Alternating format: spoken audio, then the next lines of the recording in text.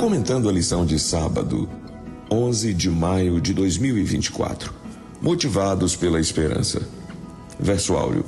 Naquele dia se dirá: eis que este é o nosso Deus em quem esperávamos, e ele nos salvará. Este é o Senhor a quem aguardávamos. Na sua salvação exultaremos e nos alegraremos. Isaías capítulo 25, versículo 9. Pensamento. A profecia da segunda vinda ocupa aproximadamente 1/4 de toda a Bíblia. Não obstante, temos desconsiderado o que a Bíblia diz acerca da história futura. Uma parte tremendamente relevante e envolvente da esperança cristã tem sido deixada de lado. Introdução. Um novo começo com esperança. Uma mensagem, para ser válida, tem que alcançar o seu destino. A mensagem da volta de Cristo é vista como um dos assuntos principais da Bíblia dada por Deus para a sua igreja. Seu conteúdo tem a finalidade de alertar e também de motivar os cristãos. Conta-se que certa senhora crente, fiel e dedicada ao ensino de crianças em sua igreja, após anos de trabalho em uma conversa com Deus, desabafou perguntando se teria sido válido todos os anos gastos na educação das crianças, pois lamentava-se não ter frutos visíveis e palpáveis do seu trabalho.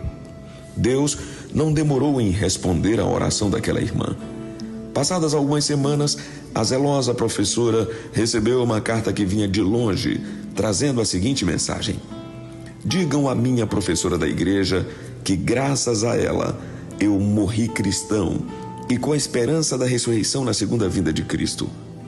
Um antigo aluno dessa professora gastara sua última energia para mandar um recado cheio de gratidão para sua querida professora, que lhe havia mostrado, quando criança, o amor de Deus revelado em Jesus.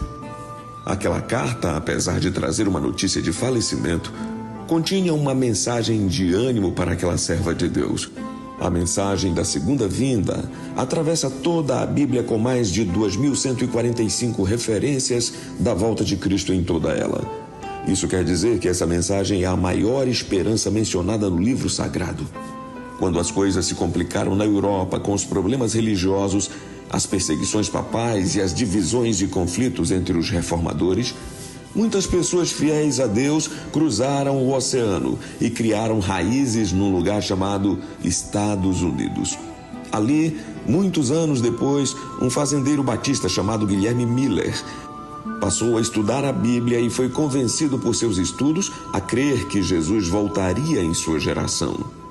Os estudos se aprofundaram, principalmente no livro do profeta Daniel, e Miller começou a pregar a mensagem do segundo advento, criando um movimento religioso que culminou em um desapontamento que, apesar de ter sido uma experiência negativa a princípio, se tornou o início de uma grande verdade a respeito da segunda vinda de Cristo. Não se poderia ter marcado data para a segunda vinda, e a revisão das profecias estudadas por Miller levaram a uma das mais notáveis profecias que tem alegrado muitos corações com a esperança da breve volta de Cristo, fundamentada nos escritos bíblicos, nas profecias escatológicas e nos sinais mencionados por Jesus, pelo profeta Daniel e pelo profeta João no livro do Apocalipse. O grande teólogo francês Frédéric Godet disse as seguintes e sábias palavras: os evangelhos foram concebidos principalmente para lançar os fundamentos da fé. As epístolas, ou cartas, foram inspiradas e escritas para inflamar nosso amor por Cristo e sua igreja, e o Apocalipse foi escrito para alimentar a nossa esperança na segunda vinda de Cristo e na nova terra.